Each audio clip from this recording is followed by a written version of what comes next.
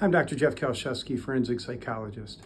Recently, I posted a video on my YouTube channel on forensic psychology where I discuss the flaws or criminal weaknesses in high IQ killers that I've observed in my 25 years as a forensic psychologist, but also in some of the cases that I've helped cover in television programs and media outlets. In that video, we cover some of the recent cases like the United CEO healthcare murder, where Luigi Mangione's been charged but not convicted. The University of Idaho killings, where 4 students were killed, and a guy named Brian Kohlberg was charged but not convicted. And then the most famous of the high IQ serial killers, Ted Bundy. What are the flaws that we see in these high IQ killers? Number one, it's not uncommon for folks with high IQ to sort of think they can think themselves in and out of things and rely on their intellect. So a lot of times what this leads to is when a high IQ killer is planning their murder and they participate in their murder, they get a sense of false confidence, thinking that they can outsmart the police, and that's often not the case.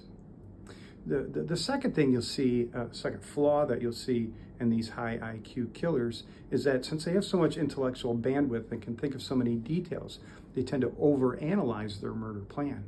And what happens is a lot of times they try to cover their tracks on several things, and on several things they don't need to cover their tracks. And as they do this, they expose themselves more and offer more clues to investigators.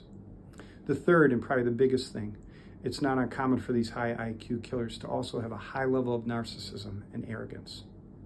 So they sort of believe that they're so intelligent that they can outsmart the police and that they've pulled it off. And that how would anyone suspect them since they didn't leave any evidence? At least they thought they didn't. And this, you see this most exemplified when you look at interrogation videos of high IQ killers. Also, when they do things like sort of get back involved in the crime, there's cases where these guys have volunteered to be on search parties for bodies. Also, when they show up at an identified crime scene as a spectator. So if you have an interest in this area, go to the YouTube video where we go into more detail. I'll post a link in the comments. And if you have an interest in forensic psychology, pass this link along to others. Go check out the YouTube channel. I'm on all social media outlets, TikTok, Instagram, X, and Facebook. Thanks.